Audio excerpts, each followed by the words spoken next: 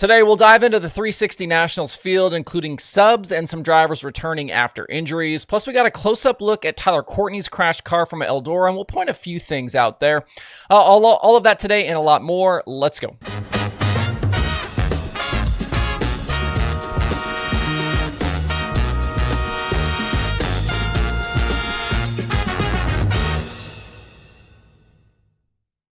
It's Thursday, July 31st. I'm Justin Fiedler. This is DIRTRACKR Daily presented by Kubota Genuine Parts. If you're planning a road trip this summer for a vacation or you want to hit up some races, make sure your car is ready to go. Get an oil change done, maybe a tune-up, some fresh brake pads, and I can help you save some cash with Advance Auto Parts when you do those things. Head over to DIRTRACKR.com/advance and use code ROADTRIP, all one word, at checkout to get 15% off an order of $35 or more, or 20% off an order of $100 or more with Advance. This deal is only good for a few weeks, so don't wait. That's code ROADTRIP at checkout at DIRTRACKR.com/advance for 15% off or 20% off an order of $35 or $100. I'll also leave the link below in the video description. 360 Nationals at Knoxville start today. This year will be likely one of the toughest fields of cars this event has ever seen. Today and Friday are split field prelim nights, setting up Saturday's 20,000 win main event. At last check, we are just shy of 100 entries, and the list has been strengthened by a lot of 410 teams coming in early to get laps before next week's Knoxville Nationals. It also doesn't hurt that the NASCAR Cup Series isn't far away at Iowa Speedway, and Kyle Larson decided to run this event instead of going to Pevely like he did the previous 2 years. Besides Kyle Larson, the regular ASCS and weekly 360 runners at Knoxville are going to be in this one. The field is packed with a lot of other sprint car talent. Jeremy Elliott at Sprint Car Unlimited reported that Brad Sweet will indeed race this weekend. We haven't seen him since that ugly Eldora crash during the King's Royal. Remember, he took a medical provisional for the high limit show at Lernerville. There have been questions surrounding his status, including for next week, but it's good to hear he's well enough to get back in the seat. We'll also see the debut of Gio Scelzi in the Clausen Marshall 7BC. After departing the KCP ride, he'd been resting his injured wrist, but he'll now run the NOS car for the remainder of 2025 with Tyler Courtney sidelined after Eldora. I think he'll definitely be one to watch over the next few days. He's a guy that always goes well in Knoxville. The other sub who makes his first appearance tonight is Justin Sanders. He's filling in for Aaron Reitzel, who is out with that broken foot. The Ridge team has announced Sanders will for sure drive this week and next at Knoxville, but nothing yet beyond that. Other future races are going to depend on Reitzel's recovery, but I think it's likely his time in the 87 continues into the high limit West Coast swing. Along with Gio, I think win chances are good for obviously Larson. I think Brian Brown is going to be tough. I do like Sanders in the 87 and Rico Abreu. Rico has been really good at Knoxville here the last few years. No driver has ever won the 360 and 410 Nationals in the same season. Brian Brown and Shane Stewart have finished second in the Knoxville Nationals after winning the 360 Nationals. Those are basically the two best results. Stewart did it in 2011 and Brownie did it in 2014.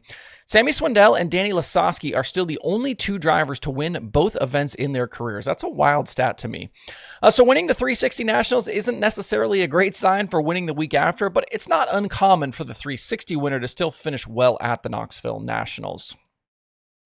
Obviously, with all of the crazy crashes we've seen lately and the injuries, a lot of the conversations in the sport in recent days have been around safety. And that continued yesterday with sprint car chassis builder schnee-lawson's co-owner Dan Lawson sharing some photos of Tyler Courtney's car from Eldora. It certainly appeared on the video replays that Sunshine's car went top of the cage first into the Eldora fencing, and screenshots of the car being towed away were shared quite a bit afterwards.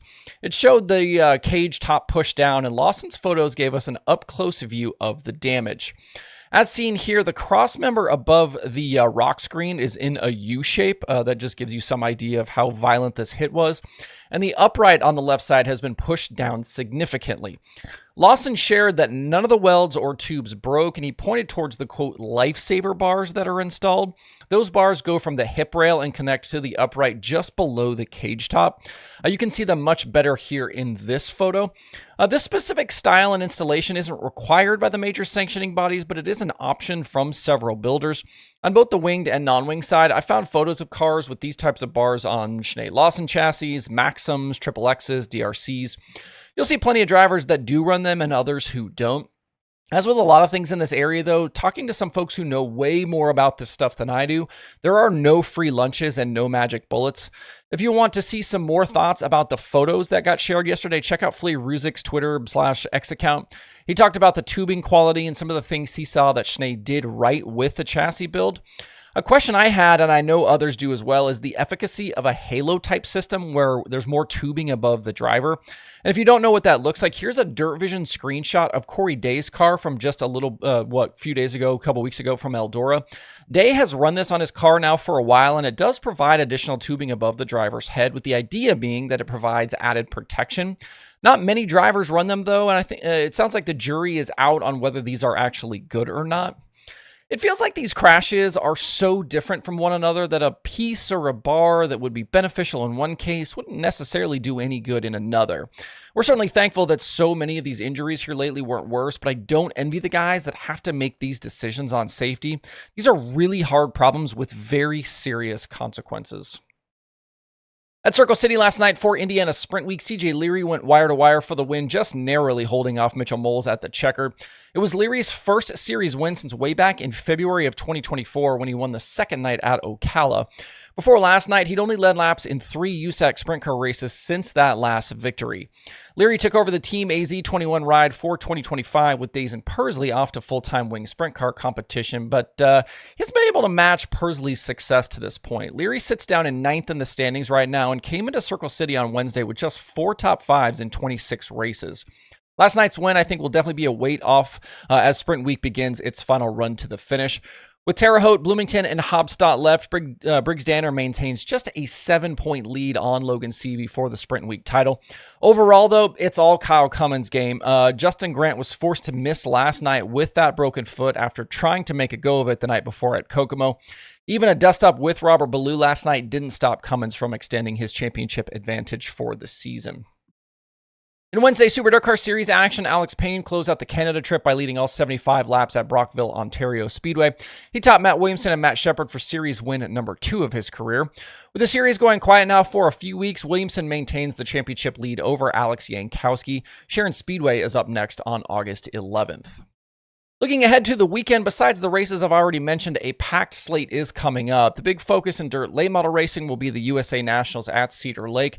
The World of Outlaws are coming in with big money on the line. Tonight is a full program with $10,000 to win. Then Friday is prelim action for Saturday with qualifying heats plus the heat winners and fans fun dashes. That leads into the $100,000 to win show on Saturday. Bobby Pierce has won the last 2 USA Nationals with Jonathan Davenport winning the 2 before that. This will be the richest paying race on the Outlaw schedule this season and the most money ever paid out at Cedar Lake.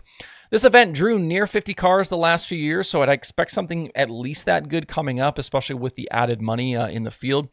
Besides the Outlaws, there's also Southern Thunder. Hunt the Front is at Duck River. The ULMS is at Selinsgrove and Marion Center, and there's lots of other regional and local races.